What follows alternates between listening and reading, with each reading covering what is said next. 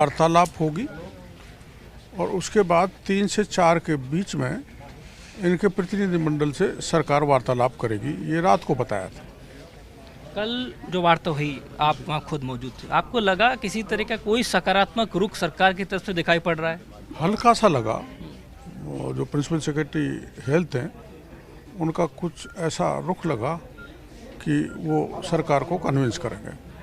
आप जिस भी आंदोलन में जाते हैं उस आंदोलन को बहुत मजबूती मिलती है। इस आंदोलन को मैं शुरू से कवर कर रहा हूँ, लगातार आप अपनी उपस्थिति बनाए हुए हैं, अपना साथ बनाए हुए हैं। अब आपको क्या लगता है कि आज भी किसी तरह का कोई वार्ता में हल नहीं निकलता, तो आगे की स्थिति क्या रहने वाली है, रुख क्या रहने वाला है इस आंदोलन का? वो तो दरअसल में इन्होंने तय कर रखा है, ये कल क्या है वहाँ, कि हमें पहले हाँ और ना में जवाब चाहिए। हाँ तो काम करो, ना तो मना करो। उसके बाद यही रणनीति बनाएंगे। जो ये रणनीति बनाएंगे इनके साथ मैं अंतिम सांस तक इनकी लड़ाई लड़ूंगा। हमारी बहुत दूसरी के पार्टी नेता भी कल शामिल हुए, माननीय राजेंद्र जी राठौड़, रामलाल शर्मा और दूसरे दलों के लोग भी हरियाणा तक से यहाँ पर आए हैं। आपकी सरकार से कोई ऐसी कोई सीधी वार्ता कि आप, क्योंकि आपका बहुत मजबूत पक्ष रहता है, किसी तरीके से उच्च स्तर, क्योंकि ये चाहते हैं कि उच्च स्तर पे वार्ता हो और अभी तक उच्च स्तर पे वार्ता हुई नहीं है। सरकार मेरे से सीधे बात ही नहीं करती है, तो सीधी अंगुली घी नहीं निकलती है तो अंगुली टेढ़ी करनी पड़ती है। अब अंगुली टेढ़ी करेंगे जब सरकार मेरे से सीधे से बात करेगी, वरना करेगी नहीं, करती नहीं मेरे से। तो सरकार बात दूर रहती है, पता नहीं क्या चक्कर है। रवि चावला भी हमारे साथ यहाँ मौजूद हैं। रवि, आप 90 दिनों तो वहाँ पे आंदोलन चला शहीद स्मारक पर, अब यहाँ पे डेरा डाल दिया है। क्या लग रहा है कि आज किसी तरह का कोई गतिरोध नहीं टूटता है, कोई हल नहीं निकलता है, तो आप तमाम अपने साथियों के साथ आगे की रणनीति क्या रखेंगे? बाबा हमारे साथ हैं। जब 90 दिन धरना चलाया था तब भी बाबा का समर्थन मिला था, बाबा की रणनीतियाँ भी हमारे साथ थी, बाबा भी हमारे साथ थे, आज भी बाबा हमारे साथ है। लेकिन तब हमारा एक ही था भी, हम सत्याग्रह और गांधीवादी तरीके से नौकरी लेना चाहते थे। लेकिन ये गूंगी बहरी सरकार है जो वो नहीं सुन रही, और हमारे पास हमारी रोजी रोटी है जो वो बंद हो चुकी है।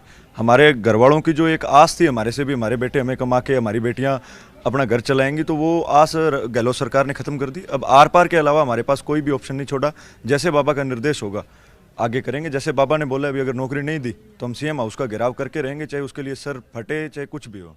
कल जो वार्ता हुई थी सचिवालय के अंदर, उसमें मुद्दा कहाँ तकनीकी तौर पर अटक रहा है? सरकार कहाँ बैकफुट पे है? स्वास्थ्य विभाग क्या कह रहा है और आप लोगों की मांग क्या है? सरकार सीएचए को हल्के में ले रही है, करना भी चाहती है, नहीं भी करना चाहती।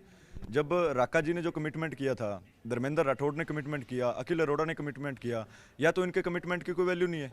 मतलब जो अधिकारी इतने बड़े पद पे बैठे हैं और जो अपने आप को गहलोत सरकार का हनुमान कहता है धर्मेंद्र राठौड़, उसकी बात की कोई वैल्यू नहीं है, जीरो है। अगर धर्मेंद्र राठौड़ ने एक बात बोली थी भी 2 चरणों के अंदर सभी सीएचए को सुविधा कैडर के अंदर लिया जाएगा, अगर वो अपनी बात का धनी है और वास्तव के अंदर हनुमान है वो गहलोत सरकार का, तो उनको धर्मेंद्र राठौड़ साहब को आना चाहिए, अपनी कमिटमेंट पूरी। यहाँ पे आए, वो आए, बाबा के साथ बैठे हैं और बाबा को बोले भी मैंने कमिटमेंट की थी, मैं पूरी कर रहा हूँ। आज क्या दिक्कत क्या आ रही है? राका जी ने कमिटमेंट की, आरती डोगरा ने कमिटमेंट की, मैं साबित कर सकता हूँ ये चीजें। अगर वो अपनी बात से मुकरते हैं तो वो ये बयान दे दे भी हमने ये बात नहीं बोली, हम साबित करेंगे भी उन्होंने बोला है। आपने एक बात कही कि स्वास्थ्य मंत्री अगर ये कह देते हैं कि हम आपको नौकरी नहीं दे सकते, कैडर में शामिल नहीं कर सकते, तो हम तुरंत अपना धरना खत्म कर देंगे।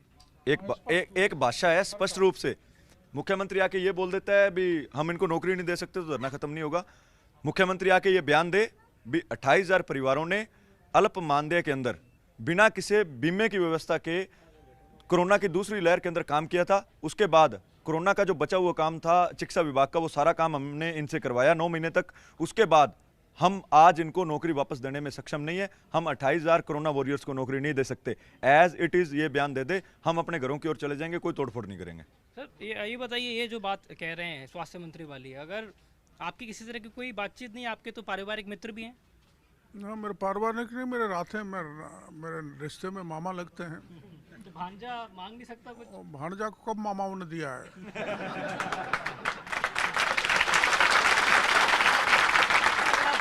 भांजाओं को लड़ाई लड़नी पड़ी है मामाओं से। मामा माहिल, मामा शकुनी, मामा कंस, आप सारा इतिहास जानते हो। तो ये आप लड़ाई नहीं लड़ सकते सीएचए के लिए? नहीं तो हम मामा के बजाय हम कृष्ण रूपी अशोक से बात करना चाहते हैं। अगर वो हमको मौका दे दें तो हम मौका मुख्यमंत्री जी को देना चाहिए, इनकी बात सुननी चाहिए। इनकी वास्तविकता मुख्यमंत्री जी तक पहुंची भी होगी तो ढंग से नहीं पहुंची। इसलिए मुख्यमंत्री जी से मैं आपके चैनल के जरिए निवेदन करना चाहूँगा कि 91 दिन तक मुख्यमंत्री जी आप गांधीवादी हो, उसी गांधीवादी तरीके से 91 दिन तक शहर में बैठे रहे, दोबारा आपके दरवाजे पर आए तो आप हमको रास्ते में मत रोको, दरवाजे तक दस्तक देने दो, कोई हिंसा नहीं होगी। हिंसा करेगी तो पुलिस करेगी, हम तो शांतिपूर्ण जा रहे थे, उन्होंने बैरिकेड्स लगा के हमको रोक दिया, फिर चले तो फिर रोक दिया, तो हम तो बैठे हैं। मुख्यमंत्री जी को खुद को बुलाकर बात करनी चाहिए। वो अपने आप को संवेदनशील कहते हैं, गांधीवादी कहते हैं। तो गांधी जी ने तो कहा था कि आप कोई निर्णय करो तो सामने जो खड़ा है उसका चेहरा पढ़ो, उसकी आंखें देखो, वो अपने आप गरीबी झलकती है, उसका दर्द झलकता है।